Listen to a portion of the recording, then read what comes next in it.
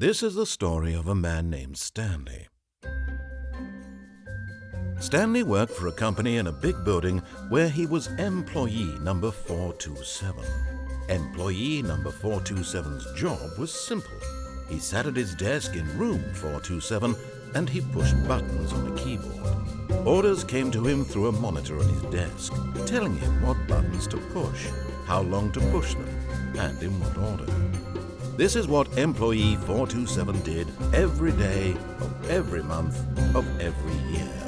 And although others might have considered it soul-rending, Stanley relished every moment that the orders came in, as though he had been made exactly for this job. And Stanley was happy. And then one day, something very peculiar happened.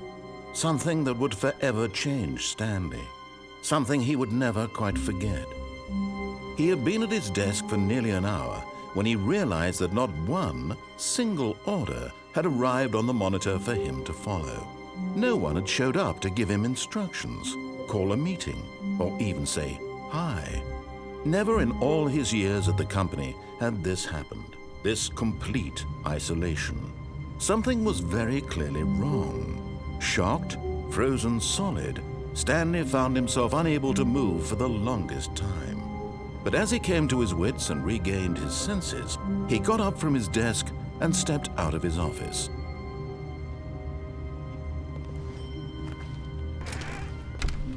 But Stanley simply couldn't handle the pressure. What if he had to make a decision? What if a crucial outcome fell under his responsibility? He had never been trained for that. No, this couldn't go any way except badly. The thing to do now, Stanley thought to himself, is to wait. Nothing will hurt me. Nothing will break me. In here I can be happy forever. I will be happy. Stanley waited. Hours passed, then days. Had years gone by? He no longer had the ability to tell. But the one thing he knew for sure, beyond any doubt, was that if he waited long enough, the answers would come. Eventually, someday, they would arrive. Soon, very soon now, this will end. He will be spoken to. He will be told what to do. Now it's just a little bit closer. Now it's even closer. Here it comes.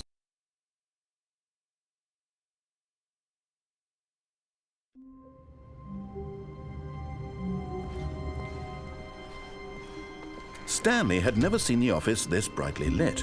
Was it a sign of something?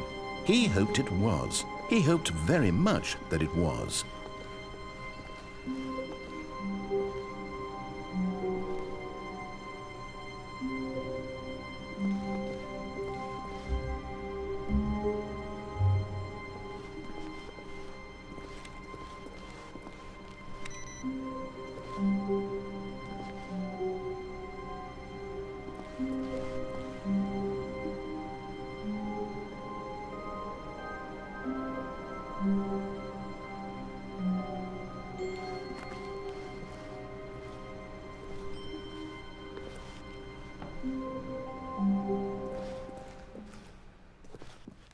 At first, Stanley assumed he'd broken the map until he heard this narration and realized it was part of the game's design all along. He then praised the game for its insightful and witty commentary into the nature of video game structure and its examination of structural narrative tropes. So, now that you're here, what do you think? Isn't this a fun and unique place to be? Why don't we take a minute just to drink it all in? Okay, I'm over it now. What do you think? Are you sick of this gag yet? Then in that case we'll continue. But now, here comes the real question. What do you think would have happened if you had told me that you wanted this to stop? Do you think it would have been particularly different? Would I have taken the same idea but rephrased it superficially to fit that answer? Perhaps you never would even have thought of it if I hadn't brought up the issue in the first place. Oh, now think about it. Will it be worth it for you to restart and then come back here just to do the other option? Clearly, this whole gag takes some time. What if the other option is even longer? How long will you spend in total just to have heard all the narration? Oh, and this is rich. Perhaps you've just played the other option, and now you've come to see what happens in this one. So, what do you think? Which choice was the better one? Imagine if you had selected Continue on your first playthrough, how tantalizing it would be not knowing what happens when you pick the other option. Indeed, you are one of the lucky ones. Though if the other option is really miserable to listen to, then perhaps you're not. In fact, I'm just going to say that no one who's listening to this is lucky. Well now, I've built up the other options so much that I'm going to stop talking and leave you to your decision whether to come back here, continue with the game, or just sit in this spot forever and ever. Cheers.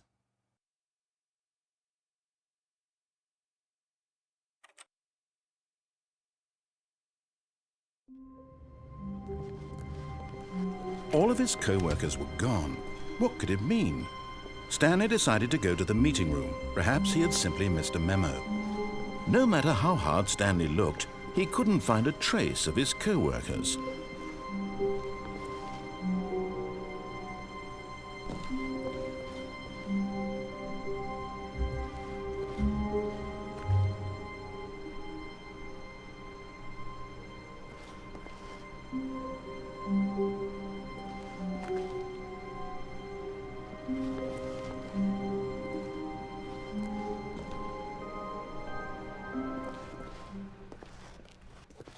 At first, Stanley assumed he'd broken the map, until he heard this narration and realized it was part of the game's design all along. He then praised the game for its insightful and witty commentary into the nature of video game structure and its examination of structural narrative tropes. So, now that you're here, what do you think? Isn't this a fun and unique place to be?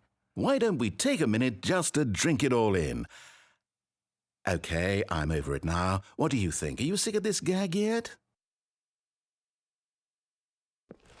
Well, I don't know how to say this politely, but you could literally just hit escape and restart the game any old time you want, like right now. You could have done it just then. Now would also be an appropriate time to quit. Any of these points and so many, many more, all of them are appropriate. I'm enjoying what seems to be an internal conflict going on where you are literally unable to act on your own desires to restart the game. So, just to push the envelope, I'm going to try and make this as miserable as possible and see how long you can maintain. There once was a man named Stanley, who people considered so manly. But the truth must be told, he was not very old and was quite particularly gangly. What Stanley liked most was buttons. He pushed them like some kind of glutton. He did it all day in a meaningful way, but his brain had long ceased to function. Which is why he is in this parable and lives an existence quite terrible. And if you are not strong and keep playing along, you too will become quite unbearable. Yes. You too will become quite unbearable.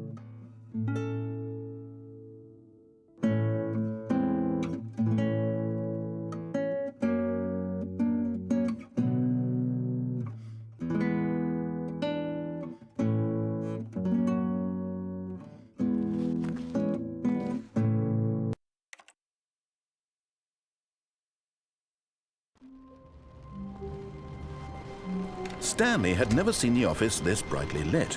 Was it a sign of something? He hoped it was. He hoped very much that it was.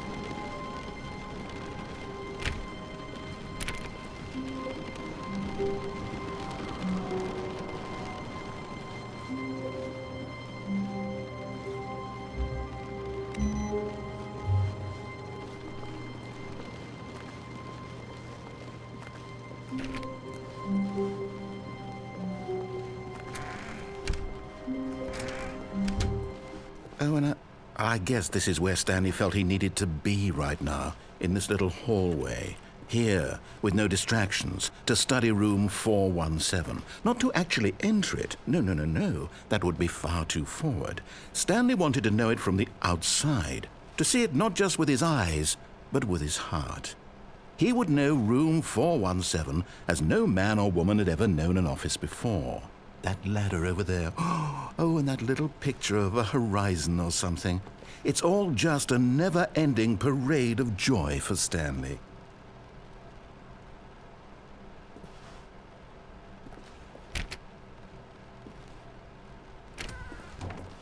Ah, no, apparently not. When Stanley came to a set of 2 open doors, he entered the door on his left.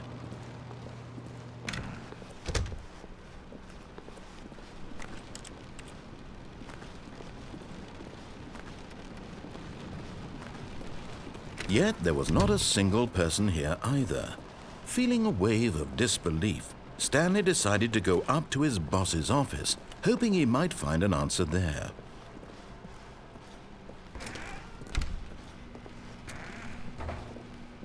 Stanley stepped into the broom closet, but there was nothing here, so he turned around and got back on track.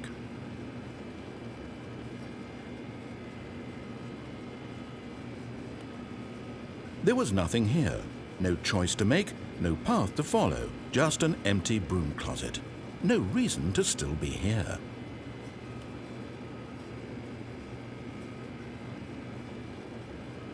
It was baffling that Stanley was still just sitting in the broom closet.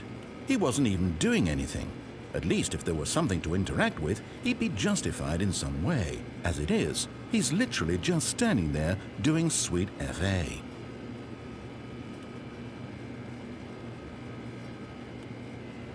Are you really still in the broom closet? Standing around doing nothing? Why? Please offer me some explanation here. I'm genuinely confused.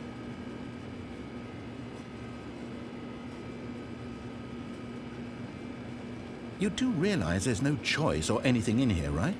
If I'd said Stanley walked past the broom closet, at least you would have had a reason for exploring it to find out.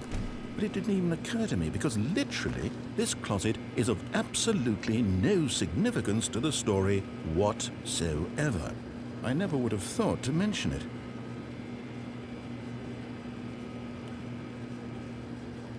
Maybe to you this is somehow its own branching path. Maybe when you go talk about this with your friends you'll say, "Oh, did you get the broom closet ending? The broom closet ending was my favorite." I hope your friends find this concerning.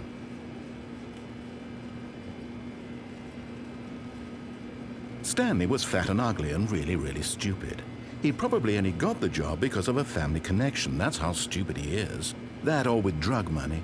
Also, Stanley is addicted to drugs and hookers. Well, I've come to a very definite conclusion about what's going on right now. You're dead. You got to this broom closet, explored it a bit, and were just about to leave because there's nothing here when a physical malady of some sort shut down your central nervous system and you collapsed on the keyboard. Well, in a situation like this, the responsible thing is to alert someone nearby so as to ensure that your body is taken care of before it begins to decompose. Hello? Anyone who happens to be nearby? The person at this computer is dead. He or she has fallen prey to any number of your countless human physiological vulnerabilities. It's indicative of the long-term sustainability of your species. Please remove their corpse from the area and instruct another human to take their place at the computer, making sure they understand basic first-person video game mechanics and filling them in on the history of narrative tropes in video gaming, so that the irony and insightful commentary of this game is not lost on them. All right, when you've done that, just step out into the hallway.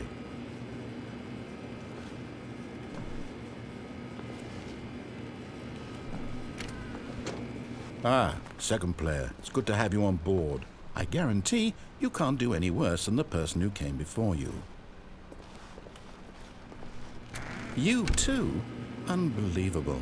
I'm at the mercy of an entire species of invalids. Perhaps there's a monkey nearby you can hand the controls to. A fish? Fungus? Look, you can hammer out the details. I'm not particularly picky. I'll just be waiting for when you're ready to pick up the story again.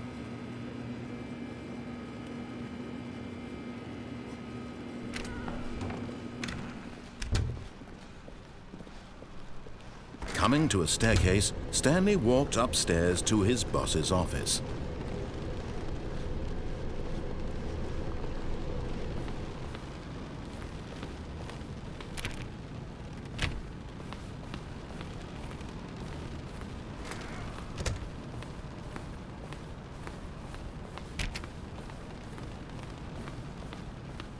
Stepping into his manager's office, Stanley was once again stunned to discover not an indication of any human life. Shocked, unraveled, Stanley wondered in disbelief who... Stanley was in such a rush to get through the story as quickly as possible, he didn't even have a single minute to just let the narrator talk. That kind of anxiety isn't healthy, so he relaxed for a few moments with some calming New Age music.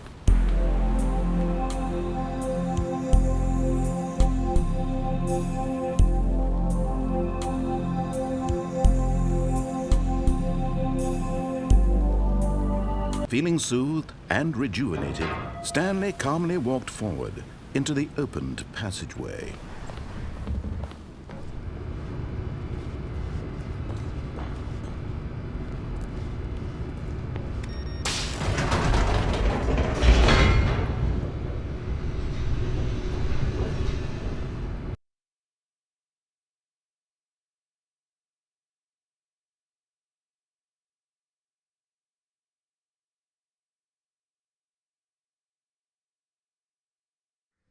Descending deeper into the building, Stanley realized he felt a bit peculiar. It was a stirring of emotion in his chest, as though he felt more free to think for himself, to question the nature of his job. Why did he feel this now, when for years it had never occurred to him? This question would not go unanswered for long.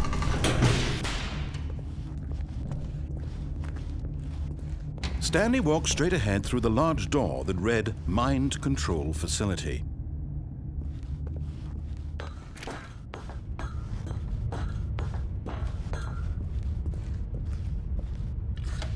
The lights rose on an enormous room packed with television screens. What horrible secret did this place hold? Stanley thought to himself. Did he have the strength to find out?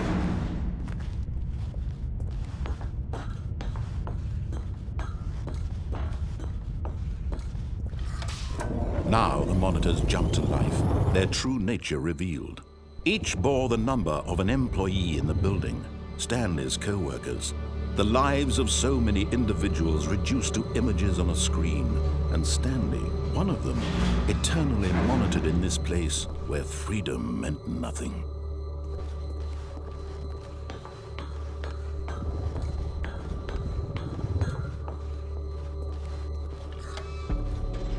This mind control facility, it was too horrible to believe. It couldn't be true.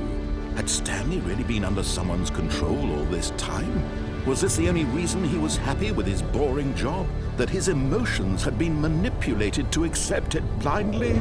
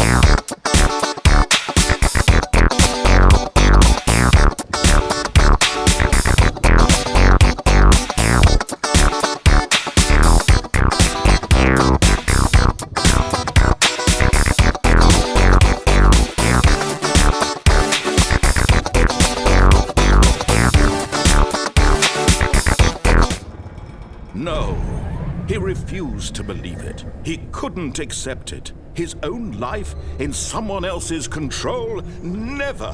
It was unthinkable, wasn't it? Was it even possible? Had he truly spent his entire life utterly blind to the world? But here was the proof, the heart of the operation. Controls labeled with emotions, happy or sad or content, walking, eating, working, all of it monitored and commanded from this very place. And as the cold reality of his past began to sink in, Stanley decided that this machinery would never again exert its terrible power over another human life. For he would dismantle the controls once and for all.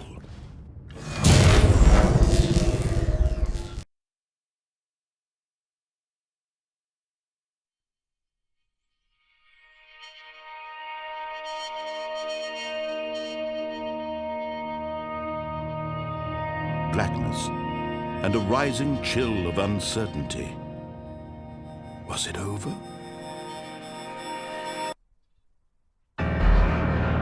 Yes! He had won! He had defeated the machine, unshackled himself from someone else's command. Freedom was mere moments away.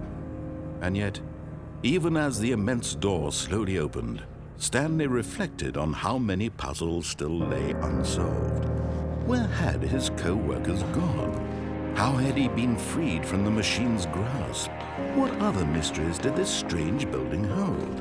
But as sunlight streamed into the chamber, he realized none of this mattered to him, for it was not knowledge or even power that he had been seeking, but happiness.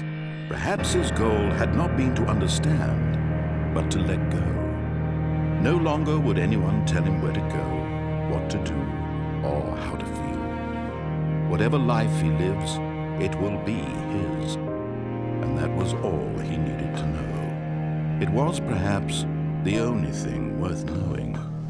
Stanley stepped through the open door.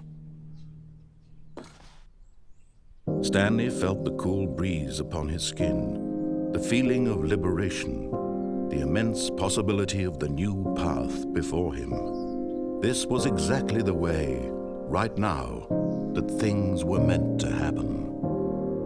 And Stanley was happy.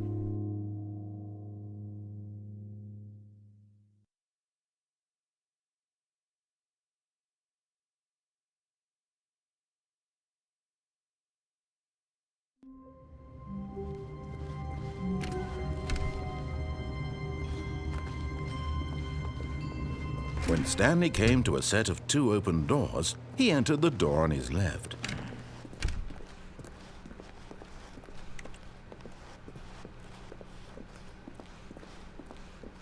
Yet there was not a single person here either. Feeling a wave of disbelief, Stanley decided to go up to his boss's office, hoping he might find an answer there. Oh, no, not again. I won't be part of this. I'm not going to encourage you. I'm not going to say anything at all. I'm just going to be patient and wait for you to finish whatever it is you enjoy doing so much in this room. Please take your time.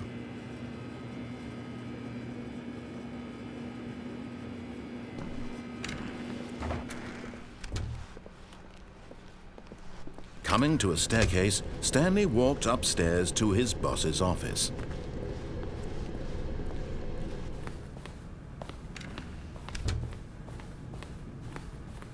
Okay, I think we all know the drill by now. Blah, blah, blah. Dark secrets, the keypad. Stanley pushes some buttons. Oh, hey, look, it's a new passageway. Quelle surprise.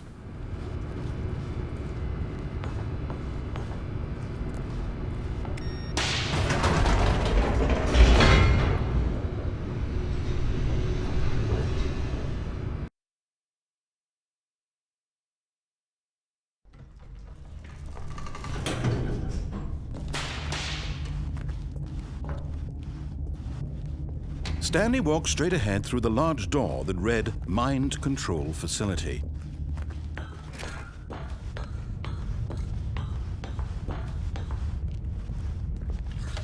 The lights rose on an enormous room packed with television screens.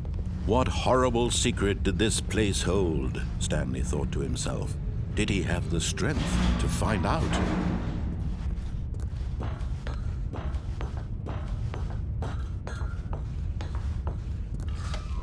Now the monitors jumped to life, their true nature revealed. Each bore the number of an employee in the building, Stanley's co-workers. The lives of so many individuals reduced to images on a screen, and Stanley, one of them, eternally monitored in this place where freedom meant nothing.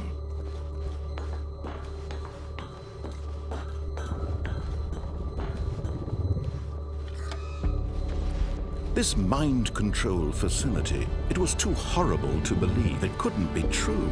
Had Stanley really been under someone's control all this time? Was this the only reason he was happy with his boring job? That his emotions had been manipulated to accept it blindly? No, he refused to believe it. He couldn't accept it. His own life in someone else's control? Never! It was unthinkable, wasn't it? Was it even possible? Had he truly spent his entire life utterly blind to the world? But here was the proof, the heart of the operation. Controls labeled with emotions, happy or sad or content. Walking, eating, working, all of it monitored and commanded from this very place. And as the cold reality of his past began to sink in, Stanley decided that this machinery would never again exert its terrible power over another human life. For he would dismantle the controls once and for all. Oh, Stanley, you didn't just activate the controls, did you? After they kept you enslaved all these years, you go and you try to take control of the machine for yourself. Is that what you wanted? Control? Oh, Stanley, I applaud your effort, I really do. But you need to understand, there's only so much that machine can do. You were supposed to let it go, turn the controls off, and leave. If you want to throw my story off track, you're going to have to do much better than that.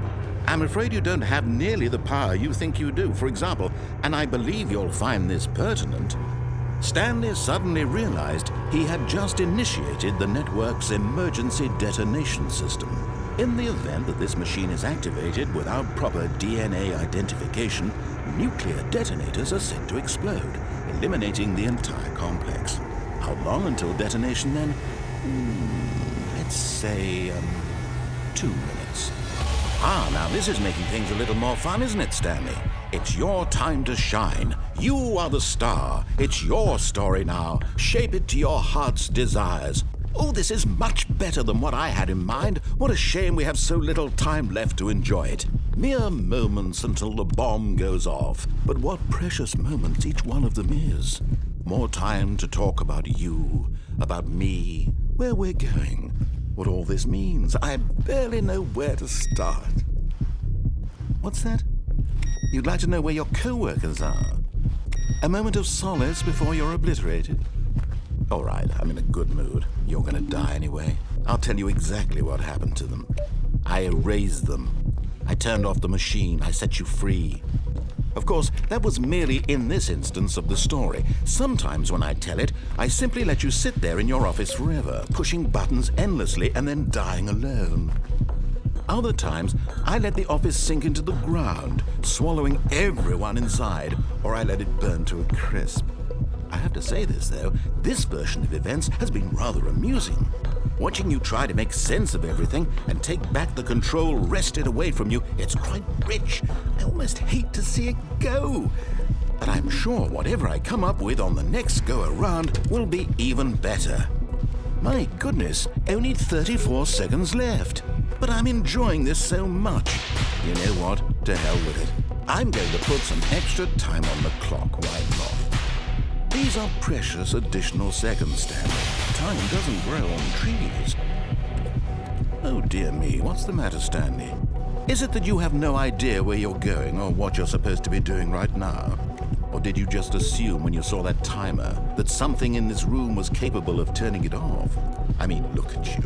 Running from button to button, screen to screen, clicking on every little thing in this room. These numbered buttons, no, these colored ones. Or maybe this big red button, or this door. Everything, anything, something here will save me. Why would you think that, Stanley? That this video game can be beaten? Won? Solved? Do you have any idea what your purpose in this place is? Stanley, you're in for quite a disappointment. But here's a spoiler for you. That timer isn't a catalyst to keep the action moving along. It's just seconds ticking away to your death. You're only still playing instead of watching a cutscene because I want to watch you for every moment that you're powerless, to see you made humble. This is not a challenge, it's a tragedy.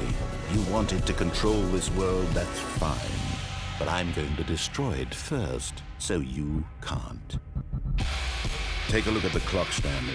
That's 30 seconds you have left to struggle. 30 seconds until a big boom and then nothing. No ending here, just you being blown to pieces. Will you cling desperately to your frail life, or will you let it go peacefully? Another choice. Make it count, or don't. It's all the same to me, all a part of the joke. And believe me, I will be laughing at every second of your inevitable life from the moment we fade in until the moment I say, happily ever after.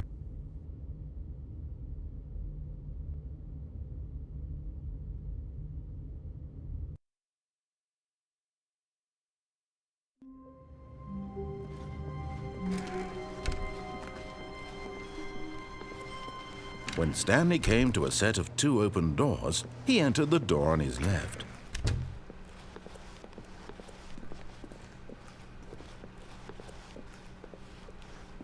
Yet there was not a single person here either. Feeling a wave of disbelief, Stanley decided to go up to his boss's office, hoping he might find an answer there.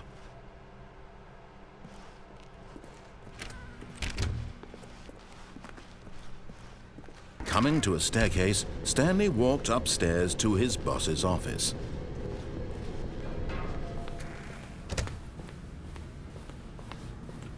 Here's the door, just go.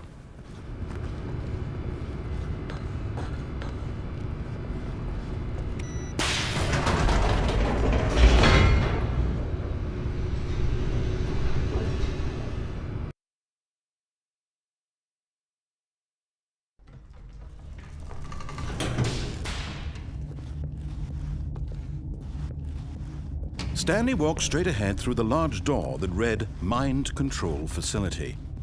Although this passageway had the word Escape written on it, the truth was that at the end of this hall, Stanley would meet his violent death. The door behind him was not shut. Stanley still had every opportunity to turn around and get back on track. At this point, Stanley was making a conscious, concerted effort to walk forward and willingly confront his death.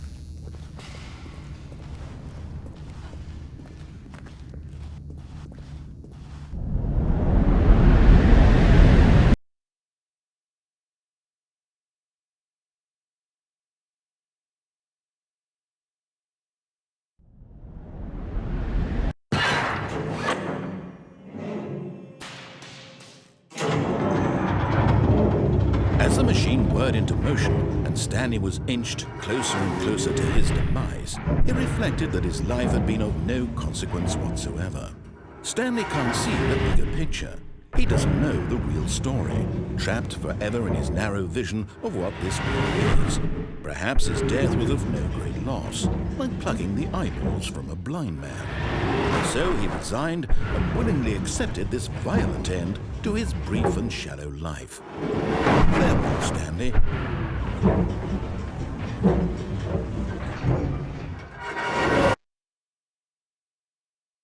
"Farewell, Stanley," cried the narrator, as Stanley was led helplessly into the enormous metal jaws.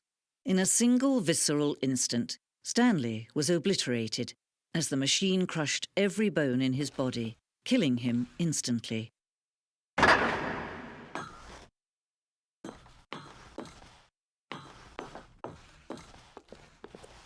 And yet it would be just a few minutes before Stanley would restart the game, back in his office, as alive as ever. What exactly did the narrator think he was going to accomplish? When every path you can walk has been created for you long in advance, death becomes meaningless, making life the same. Do you see now? Do you see that Stanley was already dead from the moment he hit start?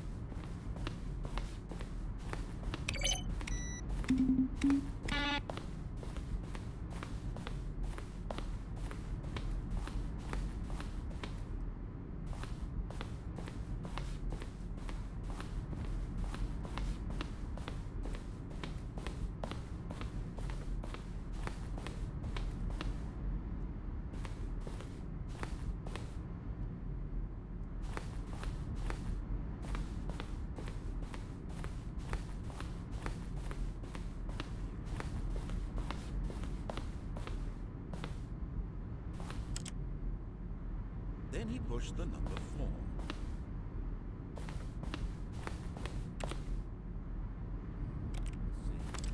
Stanley walked through the green door. There. Well, try the other one.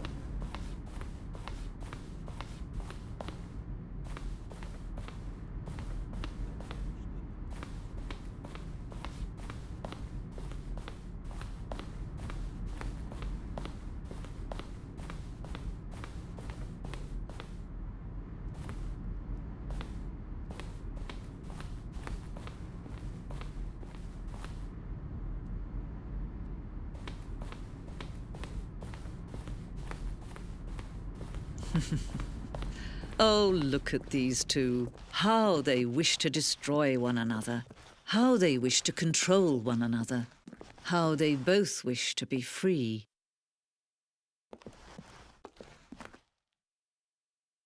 Can you see?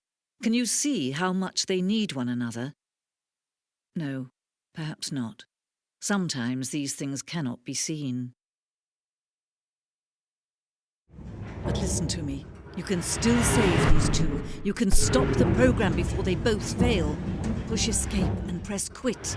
There's no other way to beat this game. As long as you move forward, you'll be walking someone else's path. Stop now and it'll be your only true choice. Whatever you do, choose it. Don't let time choose for you. Don't let time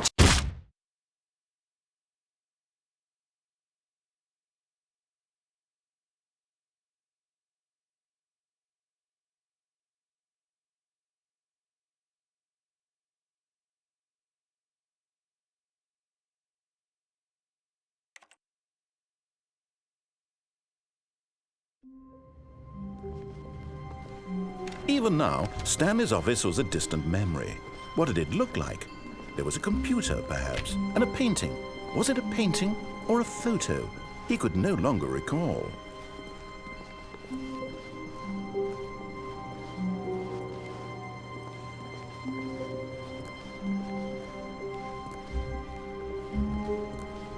When Stanley came to a set of 2 open doors, he entered the door on his left.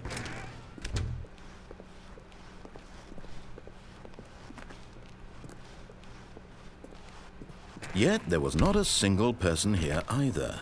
Feeling a wave of disbelief, Stanley decided to go up to his boss's office, hoping he might find an answer there.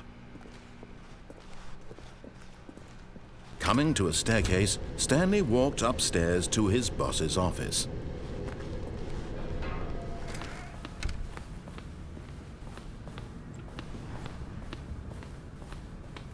Here's the door.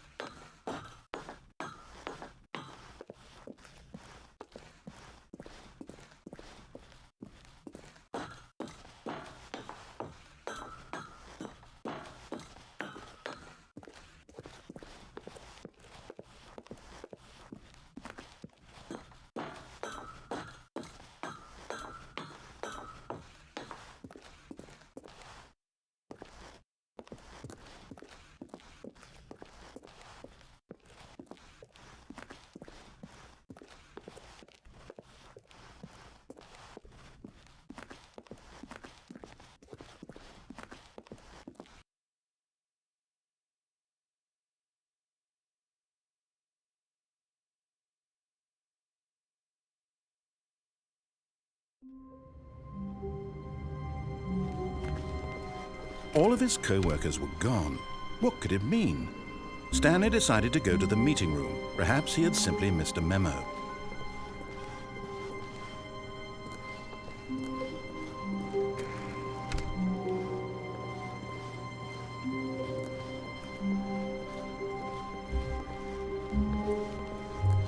When Stanley came to a set of 2 open doors, he entered the door on his left.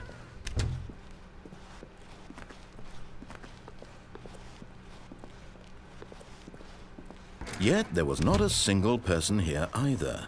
Feeling a wave of disbelief, Stanley decided to go up to his boss's office, hoping he might find an answer there. Coming to a staircase, Stanley walked upstairs to his boss's office. But Stanley just couldn't do it. He considered the possibility of facing his boss. Admitting he had left his post during work hours, he might be fired for that. And in such a competitive economy, why had he taken that risk? All because he believed everyone had vanished? His boss would think he was crazy.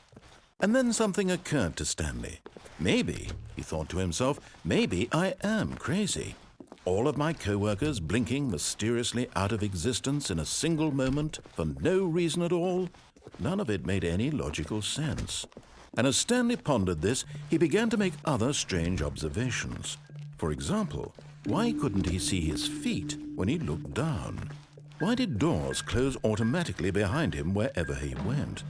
And for that matter, these rooms were starting to look pretty familiar. Were they simply repeating? No, Stanley said to himself, this is all too strange. This can't be real. And at last, he came to the conclusion that had been on the tip of his tongue. He just hadn't found the words for it. "I'm dreaming!" he yelled. "This is all a dream." Oh, what a relief Stanley felt to have finally found an answer, an explanation. His co-workers weren't actually gone. He wasn't going to lose his job. He wasn't crazy after all. And he thought to himself, I suppose I'll wake up soon.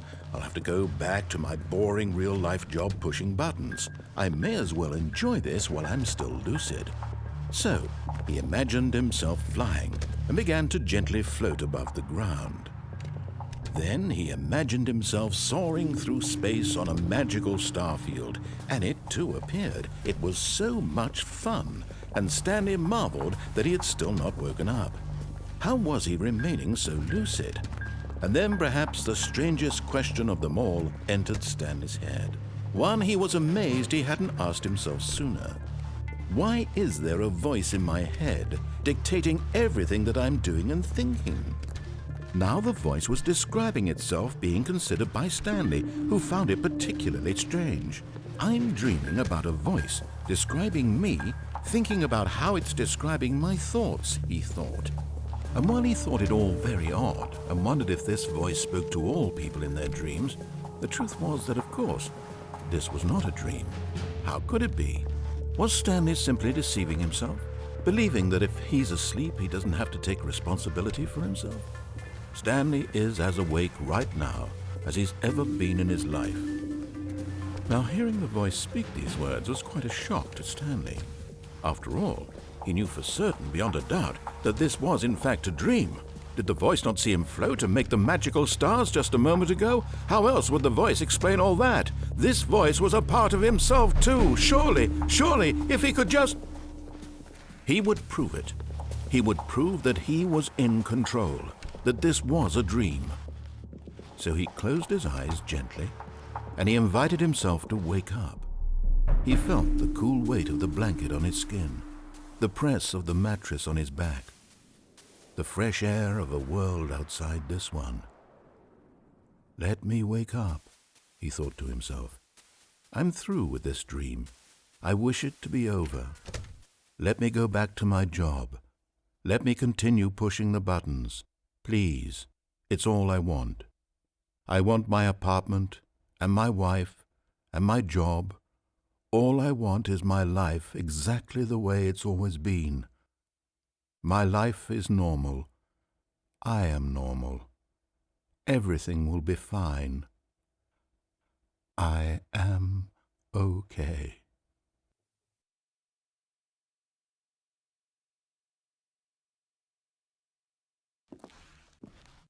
Stanley began screaming. Please, someone, wake me up. My name is Stanley. I have a boss. I have an office. I am real. Please, just someone tell me I am real. I must be real. I must be. Can anyone hear my voice? Who am I? Who am I? And everything went black.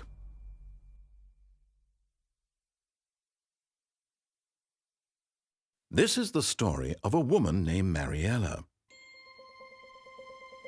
Mariella woke up on a day like any other. She arose, got dressed, gathered her belongings, and walked to her place of work. But on this particular day, her walk was interrupted by the body of a man who had stumbled through town talking and screaming to himself, and then collapsed dead on the sidewalk. And although she would soon turn to go call for an ambulance, for just a few brief moments, she considered the strange man. He was obviously crazy. This much she knew. Everyone knows what crazy people look like. And in that moment, she thought to herself how lucky she was to be normal. I am sane. I am in control of my mind. I know what is real and what isn't. It was comforting to think this, and in a certain way, seeing this man made her feel better. But then she remembered the meeting she had scheduled for that day. The very important people whose impressions of her would affect her career, and by extension, the rest of her life. She had no time for this, so it was only a moment that she stood there, staring down at the body. And then she turned and ran.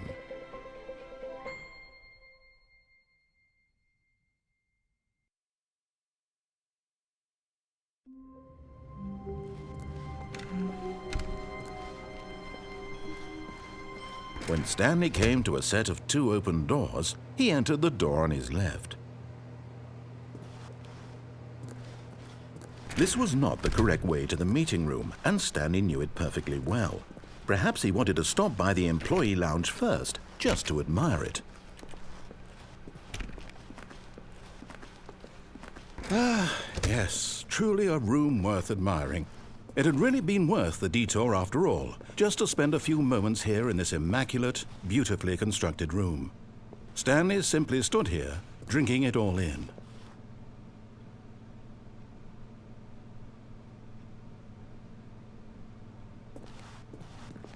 Yes, really, really worth it being here in the room. A room so utterly captivating that even though all your co-workers have mysteriously vanished, here you sit looking at these chairs and some paintings. Really worth it.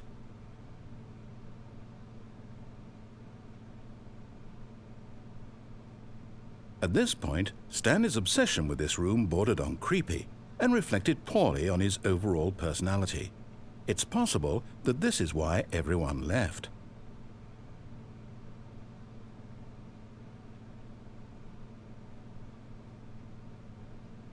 Stanley sat around waiting for more dialogue, but when a long time had passed and there was no more, he decided that the game was trying to send him a message.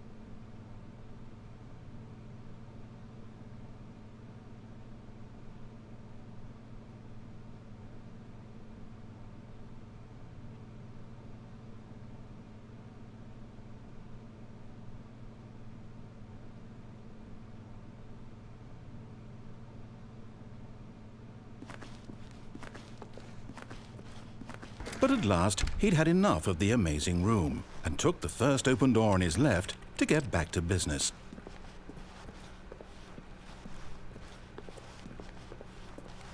And so he detoured through the maintenance section, walked straight ahead to the opposite door, and got back on track.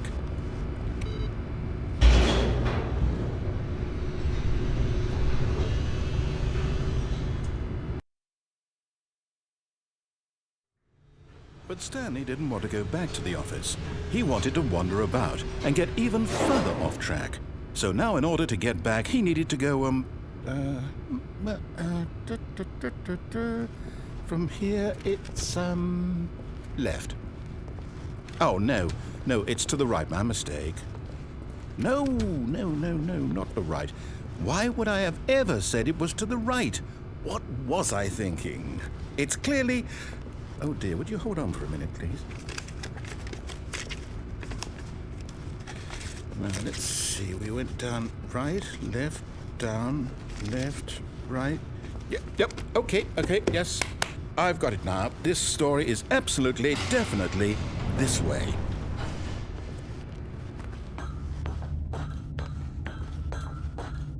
No. This isn't right at all. You're not supposed to be here yet. This is all a spoiler. Quick, Stanley, close your eyes. Okay. We just have to get back to, oh, who am I kidding? It's all rubbish now. The whole story completely unusable. How about, rather than waste my time trying to salvage this nonsense, we'll just restart the game from the beginning. And this time, suppose we don't wander so far off track, Okay, from the top.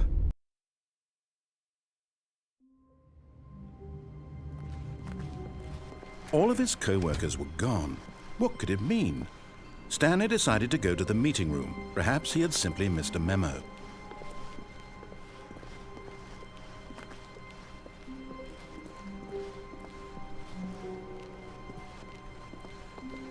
When Stanley...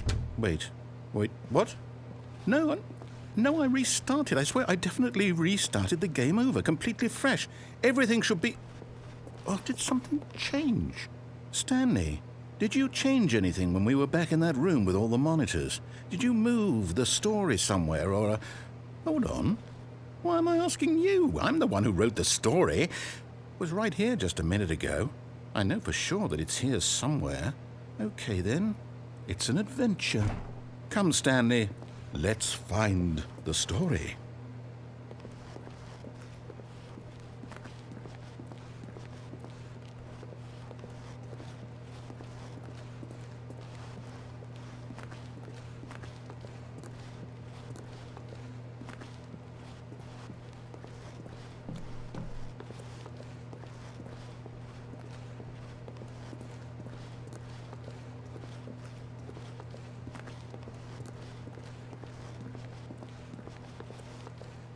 I'll say it.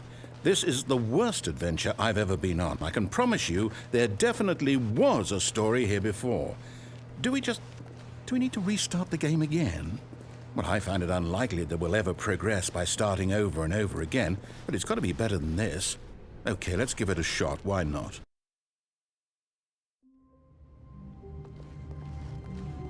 All of his co-workers were gone. What could it mean? Stanley decided to go to the meeting room. Perhaps he had simply missed a memo.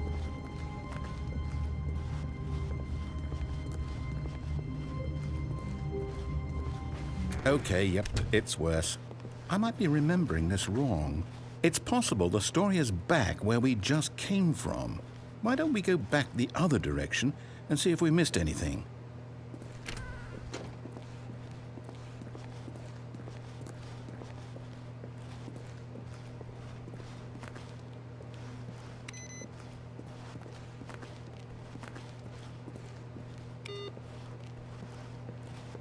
Aha!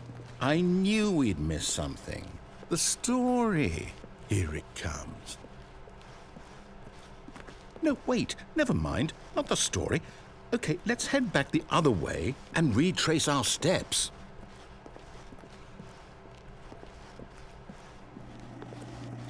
Now this... Well, I'll be honest. I don't recognize this place at all. Is this the story? I don't think so. I can't quite recall, but I believe my story took place in an office building. Is that correct? Do you remember, Stanley? Well, do you know what? Since I've completely forgotten what we were supposed to be doing, how about this? You win! Congratulations! I know you put in a lot of hard work, and it really paid off, so good job. Oh, no. No, I don't feel right about this at all. We both know you didn't put in any actual work for that win. Some people win fair and square, and this was not one of those situations. Okay, I'm getting weirded out by whatever this place is. I don't care what might happen this time, I have to restart.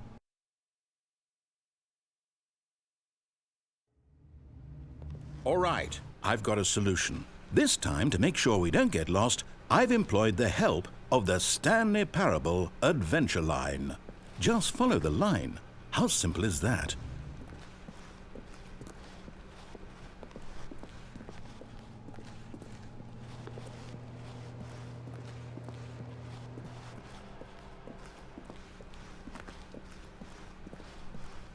No, I'm down. We're leaving it up to the line from now on.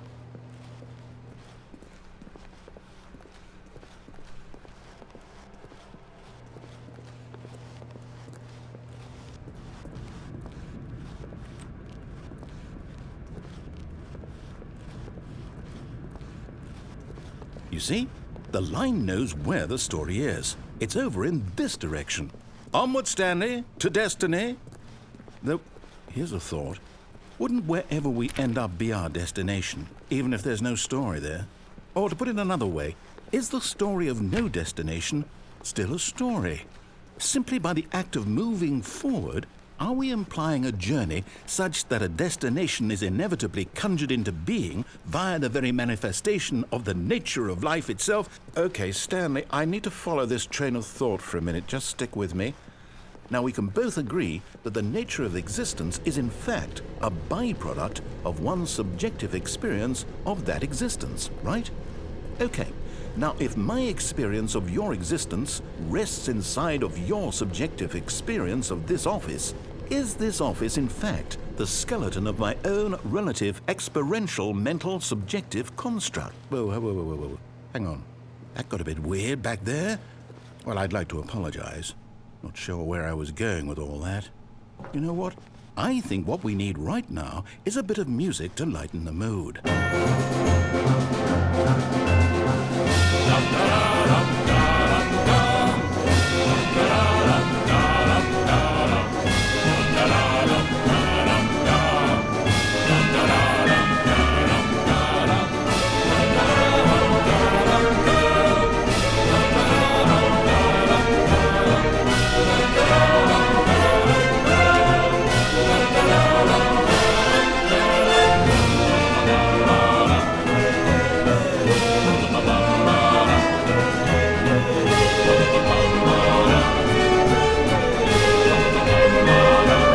Cut the music, go back and look at that fern. Stanley, this fern will be very important later in the story. Make sure you study it closely and remember it carefully. You won't want to miss anything.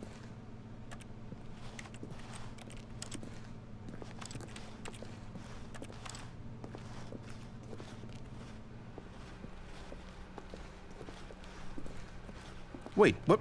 We're back at the office? No. Line, you do know we're looking for the Stanley Parable, right? The story? Is any of this ringing a bell? Oh, no, not again. Line, how could you have done this to us? And after we trusted you, after everything we've been through, you... Oh, I can't take this anymore. To hell with it. Restart.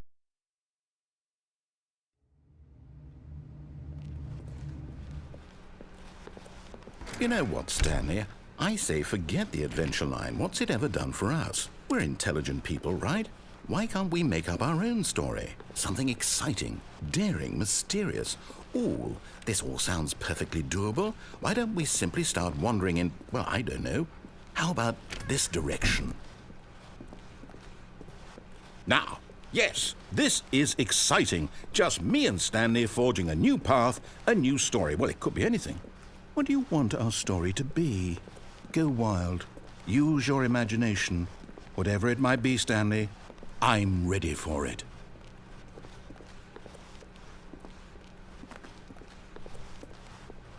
Oh, no, not you again. Stanley, I'd also like to veto the line from having any role in our awesome new story. No lines or monitor rooms. Just don't acknowledge it, and we should be fine.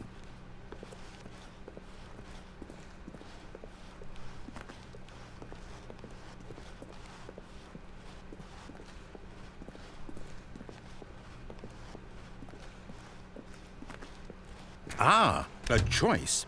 We get to make a decision. From here, the story is in our control. How important we mustn't squander the opportunity. In fact, I believe I need a minute to think here. Just walk in circles for a minute. Okay, so I know that each door has to lead somewhere. which means that somewhere at the place where we're trying to go, there must be a reverse door that leads here.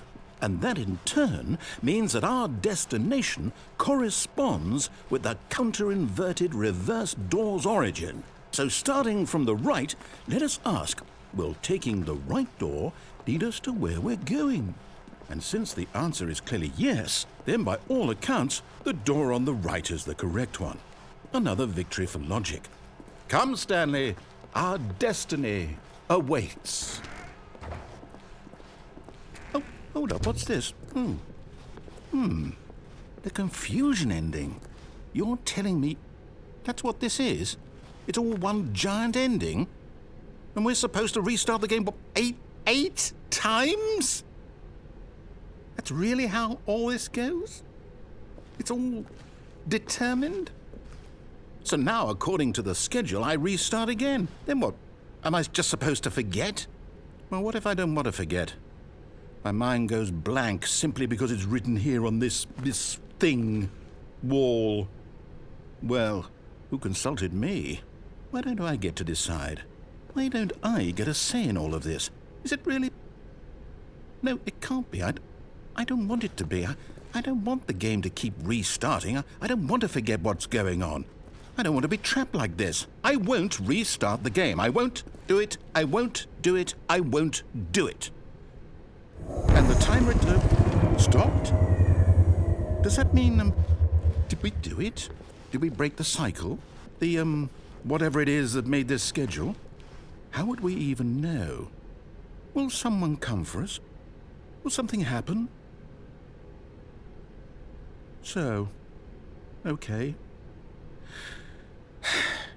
I guess now we just wait, you know.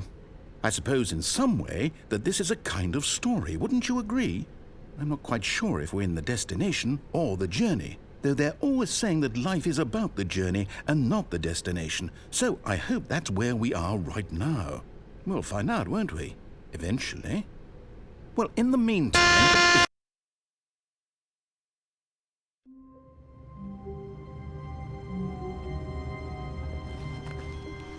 All of his co-workers were gone. What could it mean?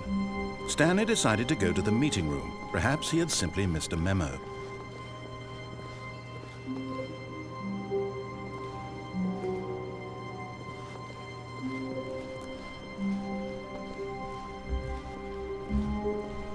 When Stanley came to a set of 2 open doors, he entered the door on his left.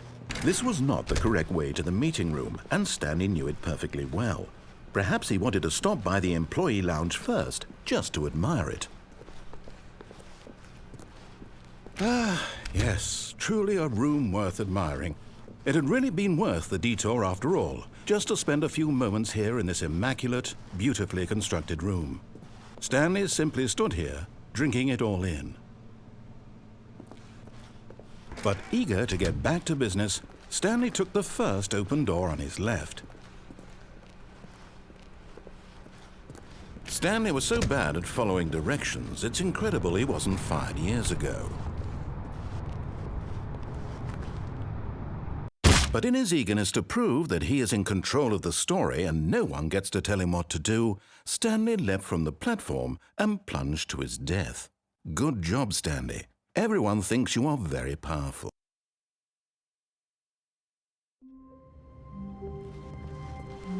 All of his co-workers were gone. What could it mean?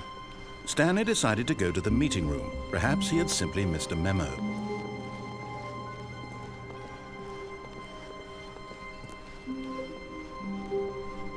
When Stanley came to a set of 2 open doors, he entered the door on his left. This was not the correct way to the meeting room, and Stanley knew it perfectly well. Perhaps he wanted to stop by the employee lounge first, just to admire it. Wow, yes, this room. What a beautiful room. What a gorgeous, gorgeous room. Thank goodness Stanley had taken this detour on his way to the meeting room. Life without having experienced this room was now too horrible even to consider. But eager to get back to business, Stanley took the first open door on his left. Stanley was so bad at following directions, it's incredible he wasn't fired years ago.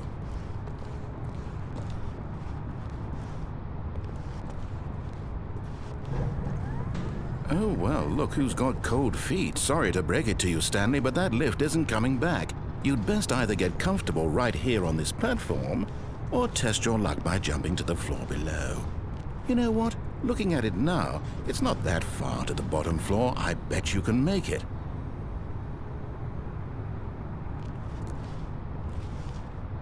Come on. I'm sure you'll survive the jump. Don't tell me you're scared. That's not the Stanley I know. Do it! Do it! Do it! Do it! Do it! Do it! Do it!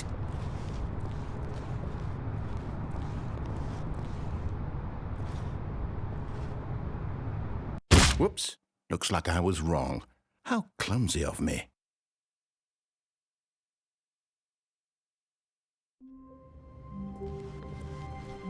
All of his co-workers were... Wait, no. This isn't the right office, is it? Is this Stanley's office?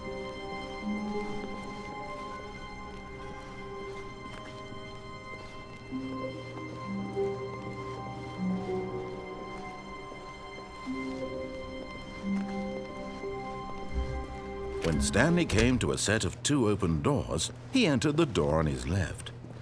This was not the correct way to the meeting room, and Stanley knew it perfectly well. Perhaps he wanted to stop by the employee lounge first, just to admire it.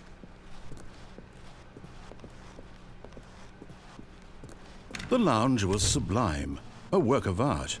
What was it about this room that called so deeply and so personally to Stanley? Its grace?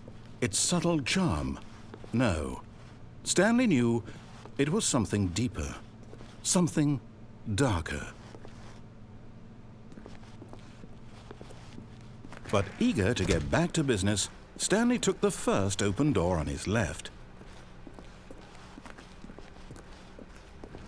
Stanley was so bad at following directions, it's incredible he wasn't fired years ago. Look, Stanley, I think perhaps we've gotten off on the wrong foot here. I'm not your enemy, really, I'm not. I realize that investing your trust in someone else can be difficult, but the fact is that the story has been about nothing but you all this time. There's someone you've been neglecting, Stanley. Someone you've forgotten about. Please, stop trying to make every decision by yourself. Now, I'm not asking for me, I'm asking for her. This is it, Stanley.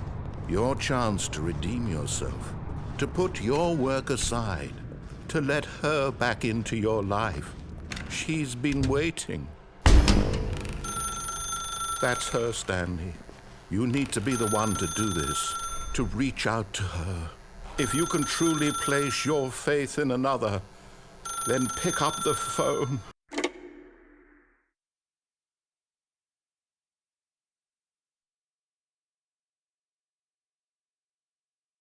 Oh, Stanley, is that you?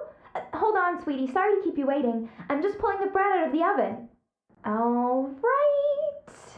Okay, there we go. All right, now, I want you to come in and tell me all about your day. Gotcha! Oh, come on. Did you actually think you had a loving wife who'd want to commit their life to you? I'm trying to make a point here, Stanley. I'm trying to get you to see something. Come inside. Let me show you what's really going on here. This is a very sad story about the death of a man named Stanley.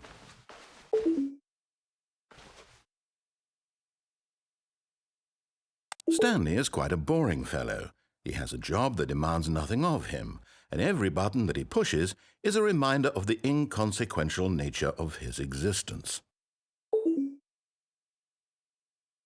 Look at him there, pushing buttons, doing exactly what he's told to do.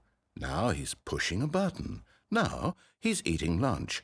Now he's going home. Now he's coming back to work.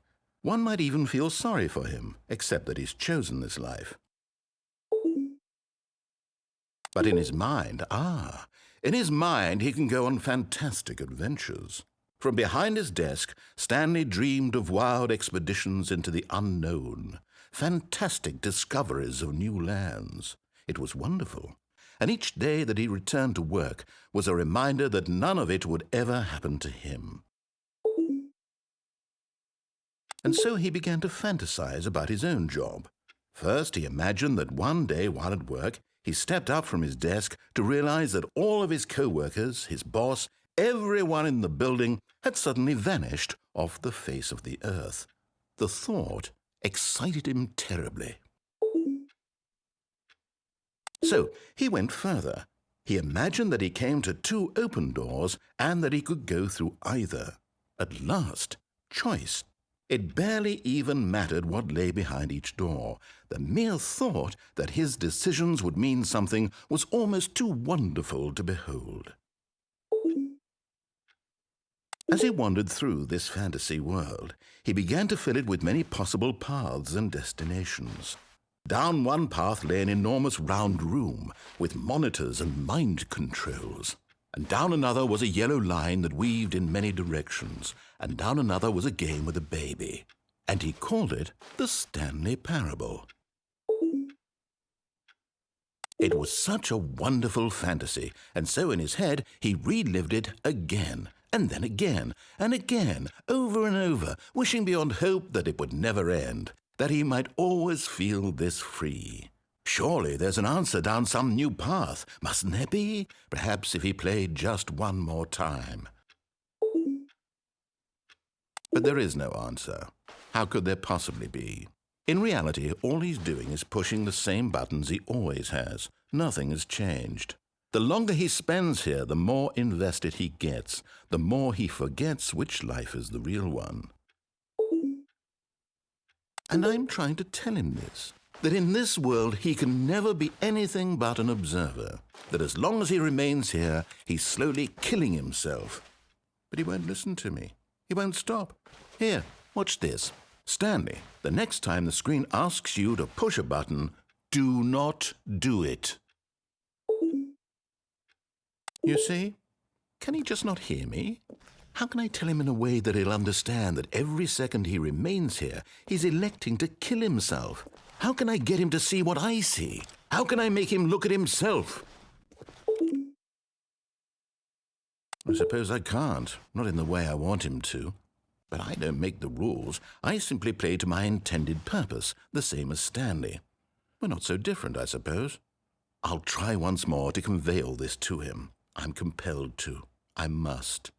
Perhaps, well, maybe this time he'll see. Maybe this time. And I tried again, and Stanley pushed a button. And I tried again, and Stanley pushed a button. And I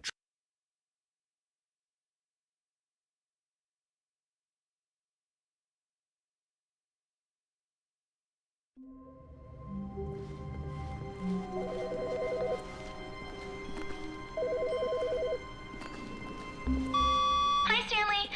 Just wanted to leave you a message to let you know there's a few things I need you to pick up on your way home from work today.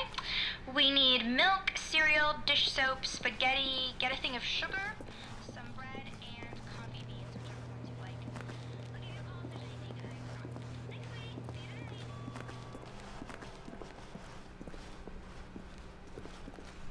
When Stanley came to a set of 2 open doors, he entered the door on his left.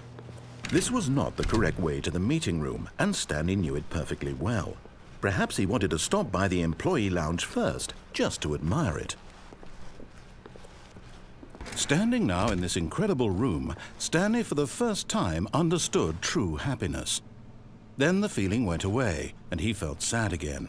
Then it came back, and lingered for a minute or two. Now it's only half there, just a kind of, tingle.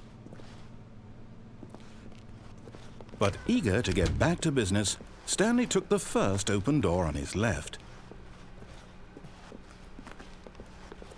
Stanley was so bad at following directions, it's incredible he wasn't fired years ago. Look, Stanley, I think perhaps we've gotten off on the wrong foot here. I'm not your enemy, really, I'm not. I realize that investing your trust in someone else can be difficult, but the fact is that the story has been about nothing but you all this time. There's someone you've been neglecting, Stanley. Someone you've forgotten about. please, stop trying to make every decision by yourself. Now, I'm not asking for me, I'm asking for her. This is it, Stanley. Your chance to redeem yourself, to put your work aside, to let her back into your life. She's been waiting. That's her, Stanley. You need to be the one to do this, to reach out to her. If you can truly place your faith in another, then pick up the phone. As Stanley picked up the phone, a white light engulfed him, filling him not just with radiance, but with hope. Hope for a life reunited one... Wait. Oh, goodness.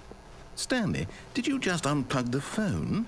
No, that wasn't supposed to be a choice. How did you do that? You actually chose incorrectly. I didn't even know that was possible. Let me double check. No, it's definitely here, clear as day. Stanley picks up the phone. He's taken to his apartment where he finds his wife, and the two pledge themselves to one another. Music comes in, fade to white, roll credits. Not picking up the phone is actually somehow an incorrect course of action. How is that even possible? None of these decisions were supposed to mean anything. I don't understand. How on earth are you making meaningful choices? What did you... Wait a second. Did I just see... No, that's not possible. I can't believe it. How had I not noticed it sooner? You're not Stanley. You're a real person. I can't believe I was so mistaken. This is why you've been able to make correct and incorrect choices. And to think I've been letting you run around in this game for so long. If you'd made any more wrong choices, you might have negated it entirely. It's as though you completely ignored even the most basic safety protocol for real-world decision-making. Or did you not grasp the severity of the situation? Well, I won't have that kind of risk on my watch. I'm going to stop the game for a moment so we can educate you properly on safe decision-making in the real world. Please observe this helpful instructional video. Choice. It's the best part of being a real person, but if used incorrectly can also be the most dangerous. For example, in this scenario, a hypothetical real person named Stephen has a choice. He could spend years helping improve the quality of life for citizens of impoverished third world nations. Or he could systematically set fire to every orphan living in a 30-kilometer radius of his house. Which choice would you make? Remember that unlike here, the real world makes sense, and at no time should you make a choice that does not conform to rational logic. If you find yourself speaking with a person who does not make sense, in all likelihood, that person is not real. Allow the person to finish their thought, then provide an excuse why you cannot continue talking. Turn to a partner and practice saying, "My goodness, is it 4:30? I'm supposed to be having a back, sack, and crack."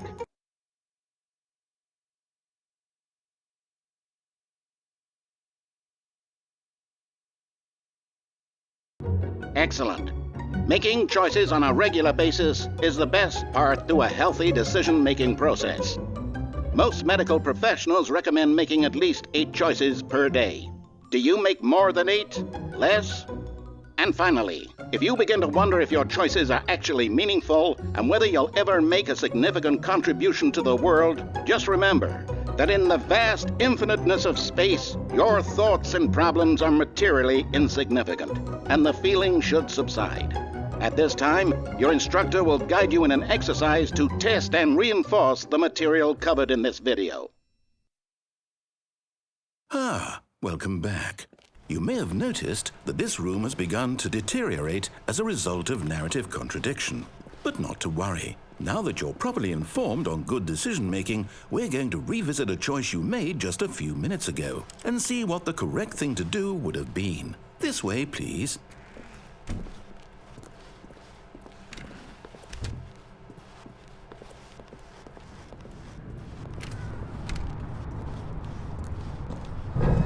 Now that we know your choices are meaningful, we can't have you jumping off the platform and dying.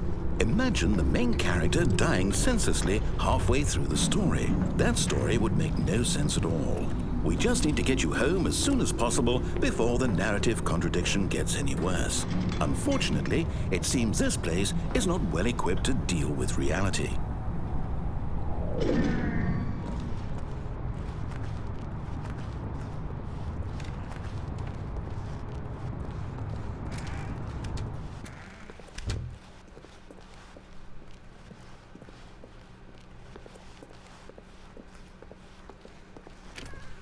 almost there. You'll take the door on the left, back to the correct ending, the story will have resolution once again, and you'll be home free in the real world. Now remember, all you need to do is behave exactly as Stanley would. That means choosing responsibly and always putting the story first. I'm quite sure you'll be up to the task. Just follow my lead and you'll be fine. All right. When Stanley came to a set of 2 open doors, he entered the door on his left. No! Why did you do that? Quickly, hurry back in the other direction. Perhaps we're not too late.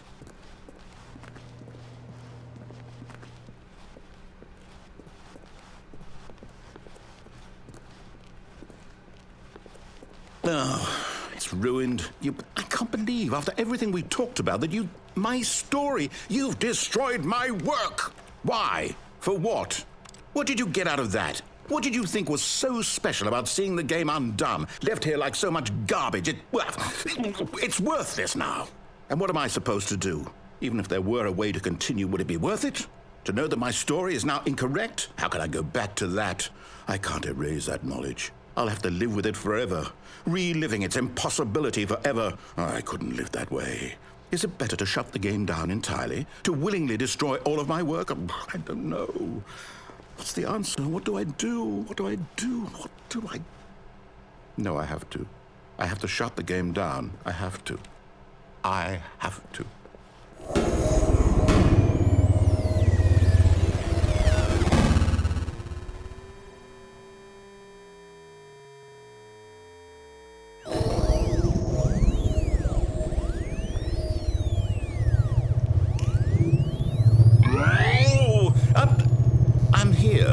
I'm still here in this pile of rubbish, with you who thought you were so clever. Now look where we are. My entire game is destroyed. It was the only thing in the world that was mine, and you've run it into the ground. What, did you think that would be funny? You just had to see? Didn't I impress upon you how important it was to be like Stanley? He actually knows how to do what I tell him to. He understands that if I say to do something, there's a damn good reason for it. That thought hadn't even occurred to you, had it? That there's a world outside of you? You're a child. Oh, my story. If you'd just gone through the door on the left, you would have seen it. There was a whole underground facility. You would have destroyed it and been victorious. It would have been so perfect. I worked so hard on it. I tried so hard. Behave exactly as Stanley would. That means choosing responsibly and always putting the story first. I'm quite sure you'll be up to the task. Just follow my lead and you'll be fine. All right. When Stanley came to a set of 2 open doors, he entered the door on his left. No! Why did you do that? Quickly, hurry. Behave exactly as Stanley would. That means choosing responsibly and always putting the story first. I'm quite sure you'll be up to the task. Just follow my lead and you'll be fine. All right. When Stanley came to a set of 2 open doors, he entered the door on his left.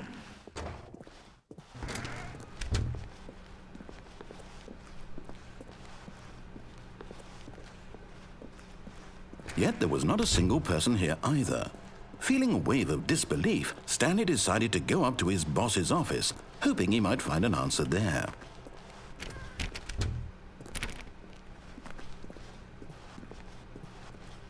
Coming to a staircase, Stanley walked upstairs to his boss's office.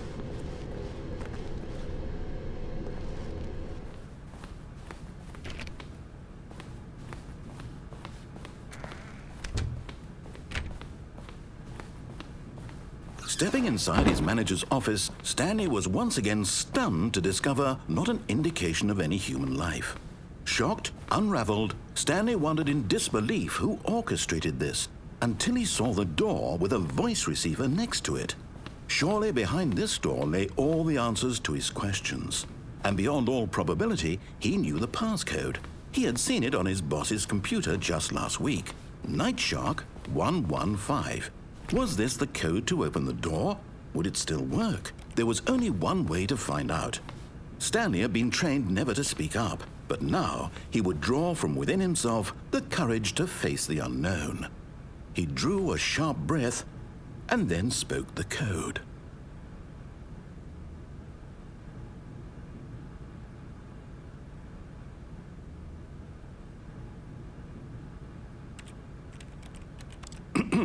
Stanley spoke the code.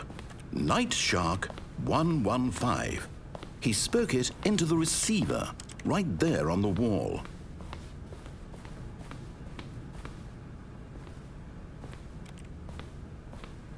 I'm sorry, is there a problem? You didn't mishear me, did you? Please speak the code into the receiver. Otherwise, we can't get on with the story. This is a crucial step.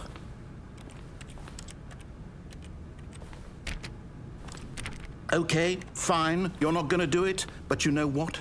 It's pretty humiliating to bring you this far, only for you to suddenly decide you have better things to do. I asked you for this one single thing, for your respect. The kind of respect Stanley shows for his choices. He knows what it means to take a story seriously. If you didn't want to see what I had to show you, then why did you come here? You had a choice, you know. You could have gone through the door on the right. You could have done whatever the hell you wanted over there. Why did you come this way? Speak. Say something to me. Explain yourself, you coward. When Stanley came to a set of 2 open doors, he entered the door on his left. Stanley? Hello? Are you... Is everything okay? Stanley, please. I need you to make a choice. I need you to walk through the door. Are you listening to me? Can you hear me? Is everything all right? Stanley, this is important. The story needs you. It needs you to make a decision. It cannot exist without you. Do you understand me? Whatever choice you make is just fine. They're both correct. You cannot be wrong here. We can work together. I'll accept whatever you do. I simply need you to take that step forward, please. Choose. Do something. Anything. This is more important than you can ever know. I need this. The story needs it. So, you hear me? Are you there? Are you listening to this? Stanley, are you there? Okay. It's okay, I can wait. You need time to decide. Time to make sure your choice is correct. That is the best choice. That's all right. I'll wait for you to decide what's the right thing to do. Take as much time as you need.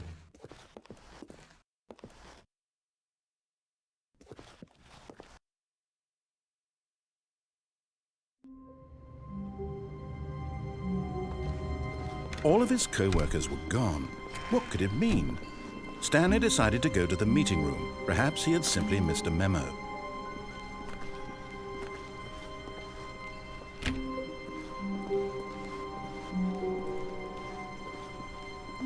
When Stanley came to a set of 2 open doors, he entered the door on his left.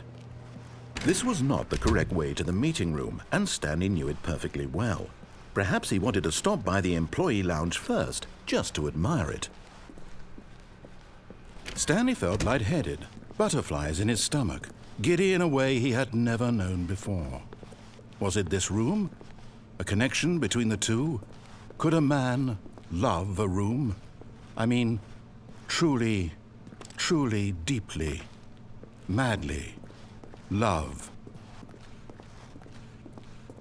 But eager to get back to business, Stanley took the first open door on his left. Stanley was so bad at following directions, it's incredible he wasn't fired years ago. Look, Stanley, I think perhaps we've gotten off on the wrong foot here. I'm not your enemy, really, I'm not. I realize that investing your trust in someone else can be difficult, but the fact is that the story has been about nothing but you or... What? Really? I was in the middle of something. Do you have zero consideration for others? Are you that convinced that I want something bad to happen to you? Why, I don't know how to convince you of this, but I really do want to help you, to show you something beautiful. Look, let me prove it. Let me prove that I'm on your side. Give me a chance. Now listen carefully, this is important. Stanley walked through the red door. Oh, thank God you are willing to listen to me. Do you see that I really have wanted you to be happy all this time? The problem is all these choices. The two of us always trying to get somewhere that isn't here. Running and running and running, just the way you're doing right now. Don't you see that it's killing us, Stanley? I wanted to stop. We would both be so much happier if we just stopped. And I think I have a solution. Here, let me show you.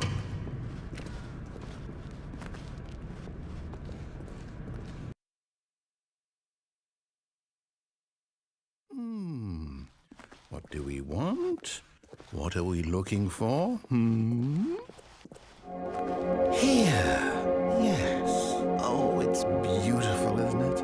If we just stay right here, right in this moment with this place, Stanley, I think I feel happy. I actually feel happy.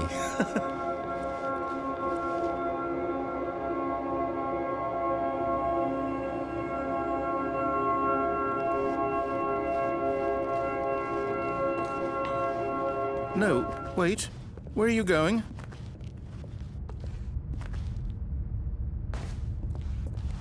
Oh, no. Stay away from those stairs. If you hurt yourself, if you die, the game will reset.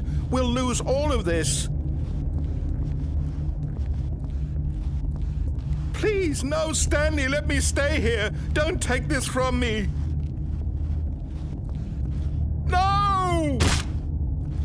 Oh, thank God you lived. You had me worried there for a moment. Now, can we please get back to the other room?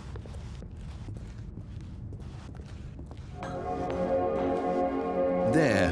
See? This is what you want. This is where we can both be happy. We really can. If we stop moving, we just have to stop moving.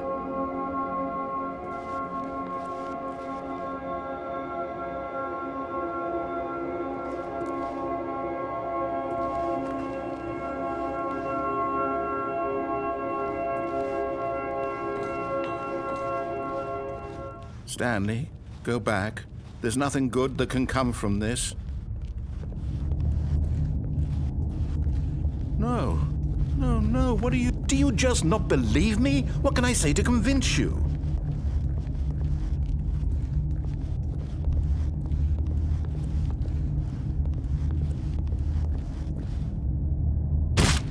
Stanley, let's go back to the other room. Can you do that for me? Yes, perhaps you can. Perhaps you finally see what I'm talking about. I know you'll see that we can't be happy if we leave this place. You can see that, can't you?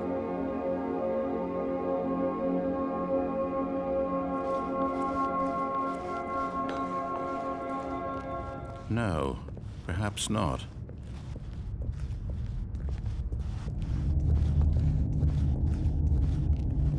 My God, is this really how much you dislike my game?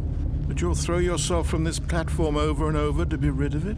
You are literally willing to kill yourself to keep me from being happy. Am I reading the situation correctly? Or maybe you're just getting a kick out of it. I don't know anymore. Do you actually want to stay alive? Or are you just teasing me? I wanted us to be happy here, Stanley. I really did. I wish I still thought that was possible.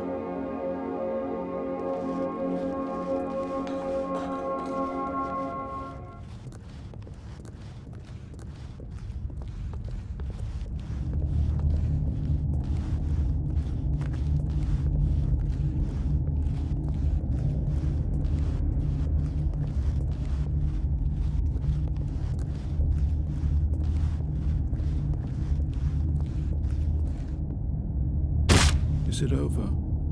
It's going to restart, isn't it? I'm going back.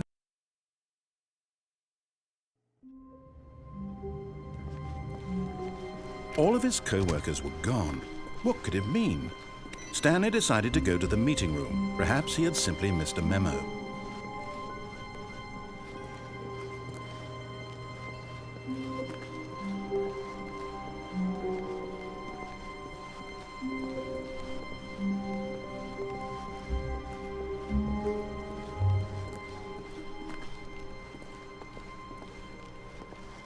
When Stanley came to a set of 2 open doors, he entered the door on his left.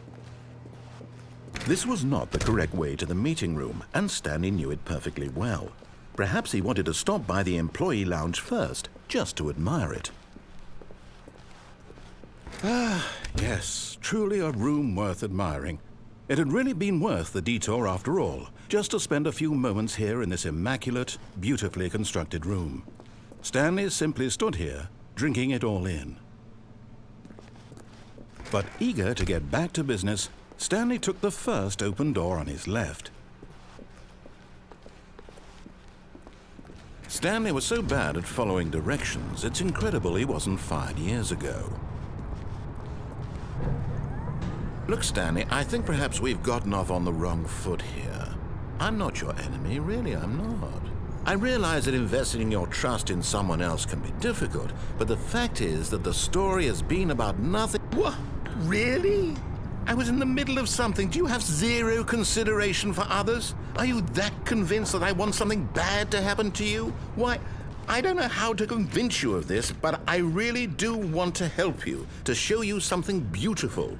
Look, let me prove it. Let me prove that I'm on your side. Give me a chance. Now listen carefully, this is important. Stanley walked through the red door. Aha, perhaps you misunderstood. Stanley walked through the red door.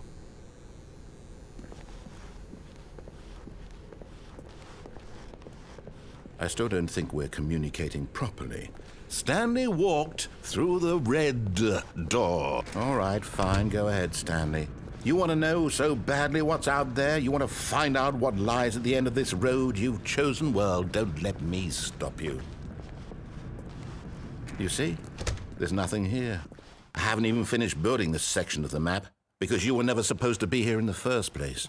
Broken rooms, exposed developer textures. Is this what you had wanted? Was it worth ruining the entire story I had written out specifically for you? Do you not think I put a lot of time into that? Because I did. And in the end, it was all for nothing, because this is what you wanted to see. Help me here, Stanley. Help elucidate these strange and unknowable desires of yours. What would have made this game better? What did you want to see? Vehicles? Skill trees? Work with me. You've given me absolutely nothing so far. Tell you what, let me take a stab in the dark at a new design, and you can give me some feedback. There we go. A third option. This already feels leaps ahead of where we were before. Go ahead, Stanley. Take it for a spin. Okay, I'm going to stop you there. Now, tell me about your experience with this new version. Would you say that the game benefited from allowing you more choices? Feel free to be honest. I'm looking for some real critical feedback here. A 1? I mean, I can understand if you had reservations, you saw ways the game could be improved to more fully express itself mechanically and artistically, but a 1? That's not even helpful. What am I supposed to do with that? But I guess it isn't my place to judge. Here, based on the data from your previous playthrough, I've compiled a new version. And to be perfectly candid, I think I've knocked it out of the park with this one. Let's take a look.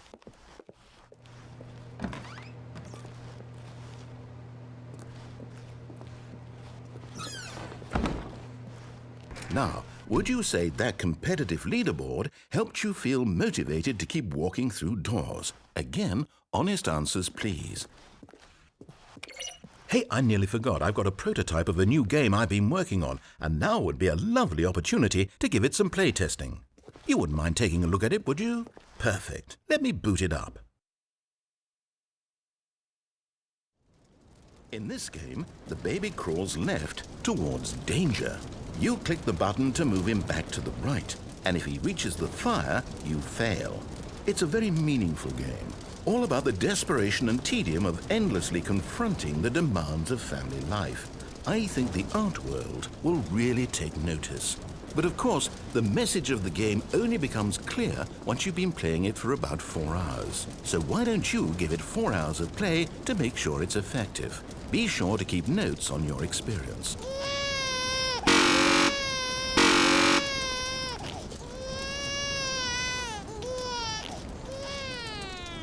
You heartless bastard. Did you do it because you hate babies or purely to spite me? Because if it's the latter, well, I don't know what to do. I'm completely out of ideas. I can't think of a single thing that might improve the experience for me. I'm not even going to try. I'm out, I'm done. It's over. Thank you for playing. Your input was extremely valuable. Oh, hey, since my game was so awful, why don't we play someone else's game? Just to ease the pain. Let's see. What do we have here? Yes, this seems like it'll work. Let's give it a shot.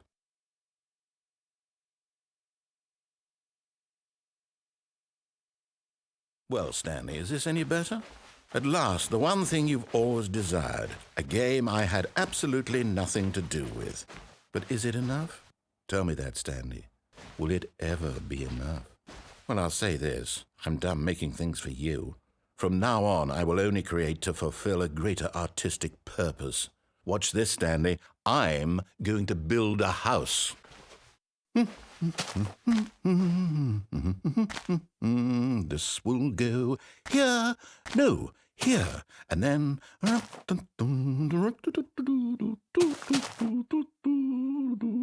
Let's see, what does it need? Yes, of course. And just to finish it all off, yes, it's complete. I made this, Stanley. Look at it. Gaze upon my work of art and feel ashamed at your own inadequacy. Ah, but you've only seen it from the outside. You've only gotten half the experience. Please, step inside and make yourself comfortable. Isn't it grand? Isn't it perfect? It could only be better if... Wait, that's it. We must rebuild it out of diamond. Diamond everything. Yes. Come along, Stanley. We have to go mining.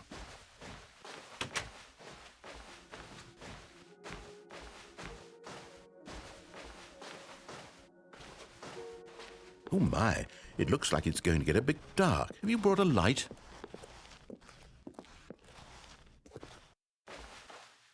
Oh, no. This is far more open-ended than I had in mind. I'm looking for something more narrow and linear. Something that makes you feel utterly irrelevant. This won't do at all. 1 out of 5. Even the diamonds couldn't save this one. Okay, new game.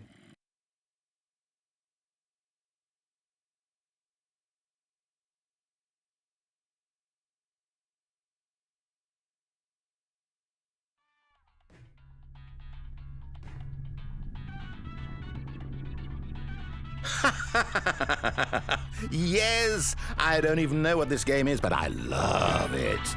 You, trapped in a glass box with no way out, listening to me talk. Oh, it's inspired. I couldn't have done it any better myself. What is this game even supposed to be? I can't figure it out. Okay, now I'm curious. Let's go find out what the hell this is.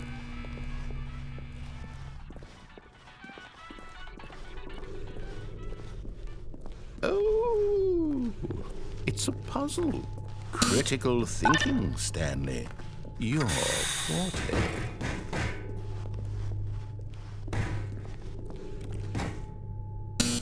Genius. No, actually, you know what? I think that's plenty. I really don't care much to see you stumble through any more of these games, and I highly doubt you're any wiser for the experience. Which is why, rather than continue to waste my time, I'm just going to leave you here. You can pretend you've...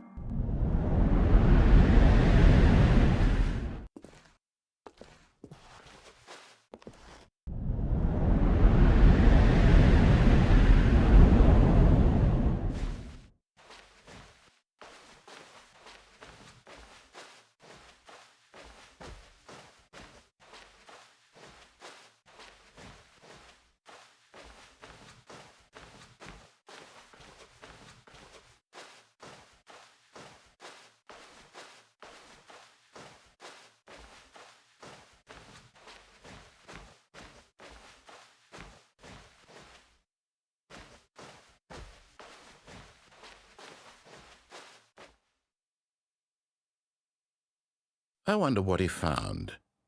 If what he wanted was to be the leading man in his own story, well, perhaps he's gotten it, down in wherever he is right now. I wonder if he's happy with his choice, and if he's learned the heavy cost that comes with it. He'll understand soon what I was trying to tell him. He needs me. Someone who will wrap everything up at the end, to make sense out of the chaos and the fear and the confusion. That's who I am. That is what I mean to this world.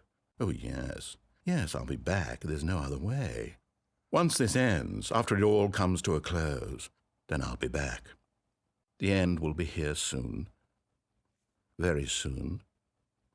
I can wait.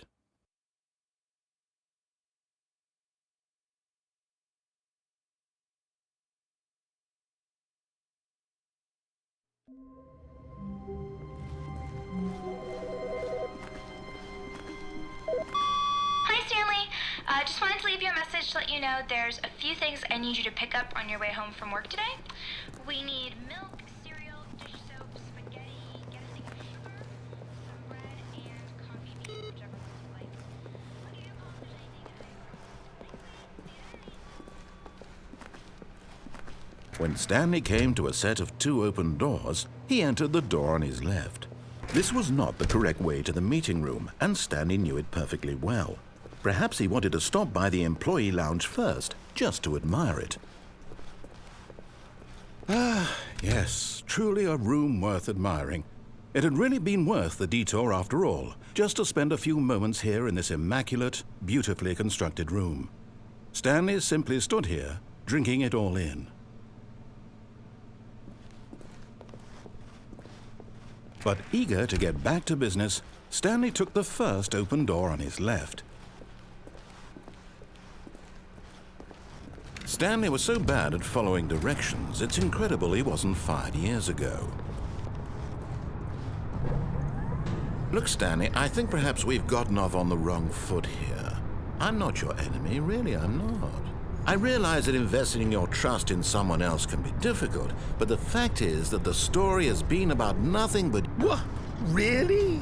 I was in the middle of something. Do you have zero consideration for others? Are you that convinced that I want something bad to happen to you? Why, I don't know how to convince you of this, but I really do want to help you, to show you something beautiful. Look, let me prove it. Let me prove that I'm on your side. Give me a chance. Now listen carefully, this is important. Stanley walked through the red door. Aha, perhaps you misunderstood. Stanley walked through the red door. I still don't think we're communicating properly. Stanley walked through the red door. All right, fine, go ahead, Stanley. You want to know so badly what's out there? You want to find out what lies at the end of this road you've chosen? Well, don't let me stop you. You see? There's nothing here. I haven't even finished building this section of the map because you were never supposed to be here in the first place. Broken rooms, exposed developer textures. Is this what you had wanted? Was it worth ruining the entire story I had written out specifically for you? Do you not think I put a lot of time into that? Because I did. And in the end, it was all for nothing, because this is what you wanted to see.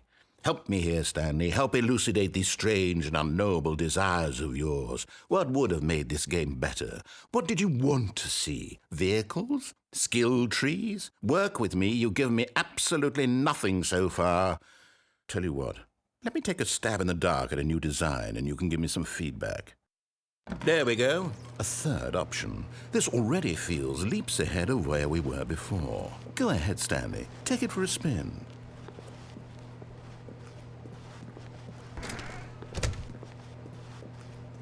Okay, I'm going to stop you there. Now, tell me about your experience with this new version. Would you say that the game benefited from allowing you more choices? Feel free to be honest. I'm looking for some real critical feedback here. Oh, of course. A 3. Really? Maybe next time we can get you to form an actual opinion, you know? Any level of critical thinking or engagement with your surroundings? Does that sound good? Think we can do that? Yes? Wonderful. Here, based on the data from your previous playthrough, I've compiled a new version. And to be perfectly candid, I think I've knocked it out of the park with this one. Let's take a look.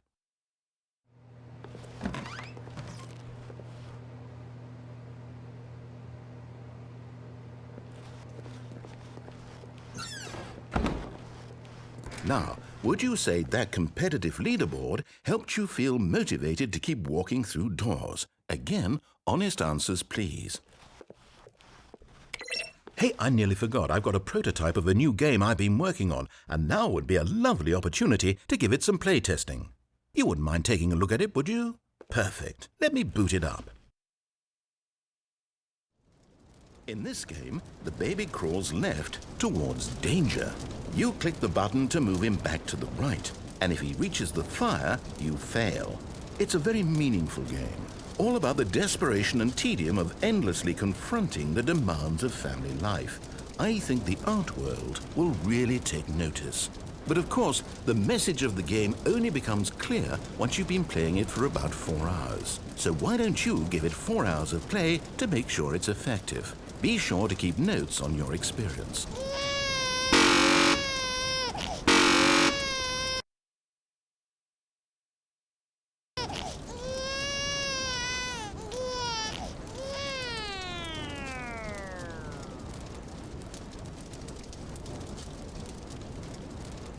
Good to see that enthusiasm. Keep it up, Stanley. Just 3 hours and 45 minutes left to go.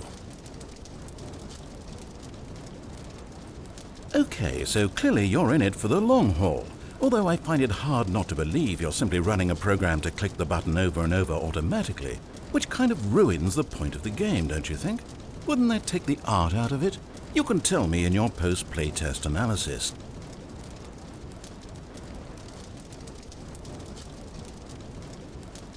Just popping in to say hi. I hope you weren't expecting more regular intervals of commentary from me, but that's not why you're here, is it? You're here for the game, for the art, for the endlessly spiraling sense of pointlessness and despair. Yes, this is what drives your every action. Keep clicking that button for hope, for freedom, for science, for love. Don't ever, ever stop.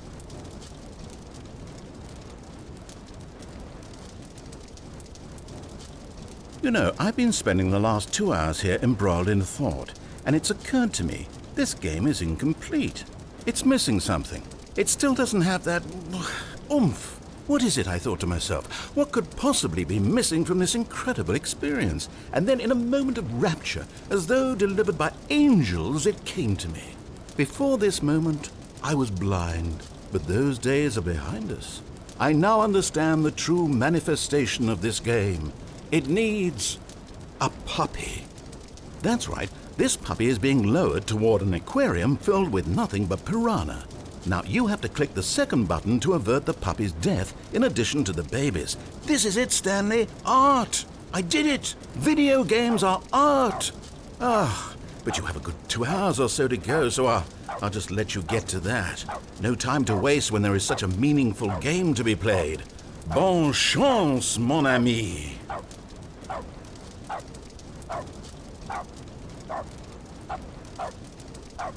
Good to see both the puppy and the baby are still alive. It warms my heart to see how deeply the message of this game has resonated with you. I can only imagine the joy welling up in your chest, the sheer joy of such pure distilled life essence flowing through your veins. It must be amazing.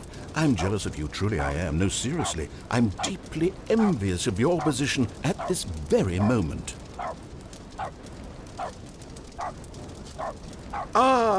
The joy of artistic expression must be even stronger now. Drink it in, Stanley. Few people on this planet will ever get such an experience. Peer through space and time. The universe unravels itself at your feet. This is the one true meaning of life.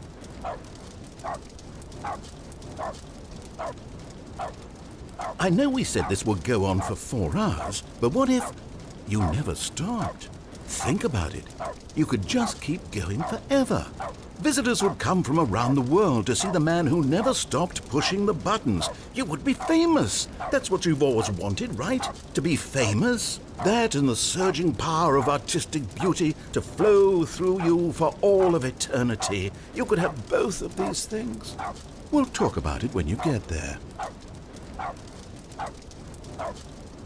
Have we really been doing this for over 3.5 hours? Goodness, how time flies. Wouldn't you say it's flown? Oh, no, you don't have to answer that. I understand you're quite busy. Just keep at it. Almost there.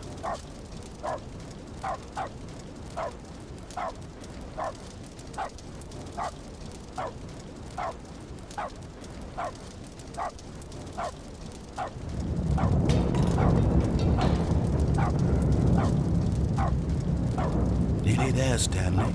Art itself is about to burrow into your skull. Aren't you excited for spiritual immortality? For transcendence and oneness with the beauty and essence of all beings? Just a few seconds now. Here it comes.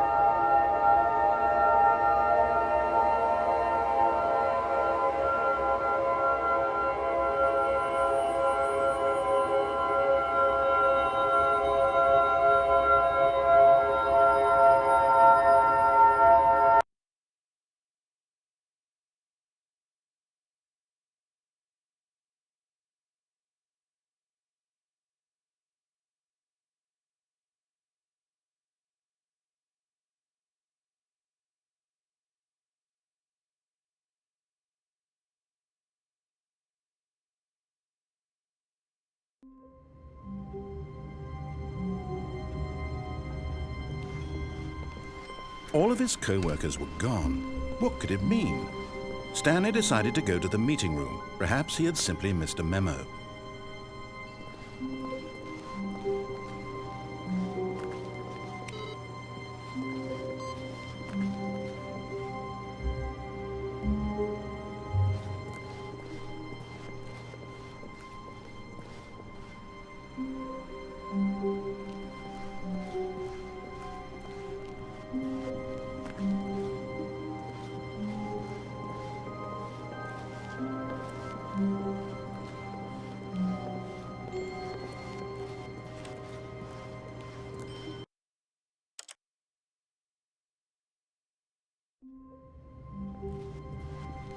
All of his co-workers were gone. What could it mean?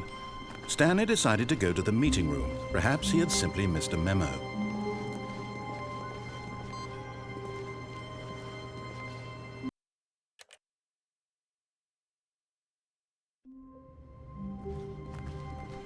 Stanley decided to go to the meeting room to check on his co-workers. He never functioned well by himself and constantly needed support and guidance from others, so the thought of total solitude was terrifying to him. When Stanley came to a set of 2 open doors, he entered the door on his left.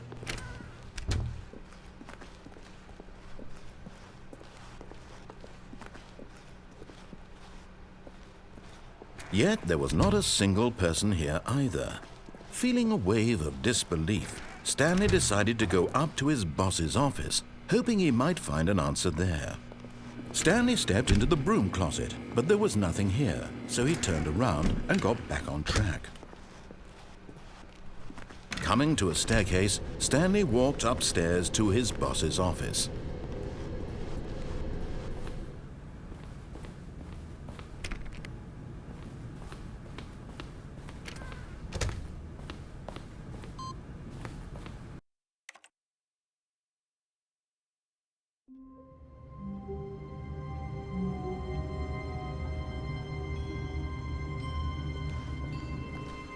Wait, Stanley thought to himself. Am I sure that the orders stopped coming in? How is that possible? They never stopped. Surely I was mistaken.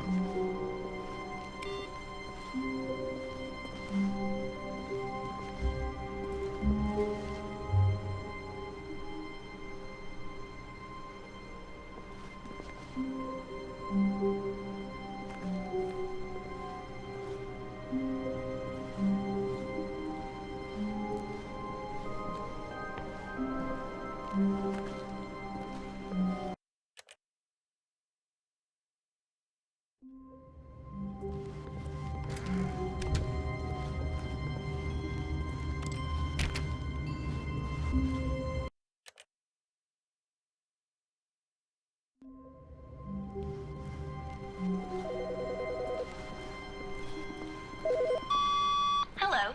This is a recorded message scheduled either by you or a person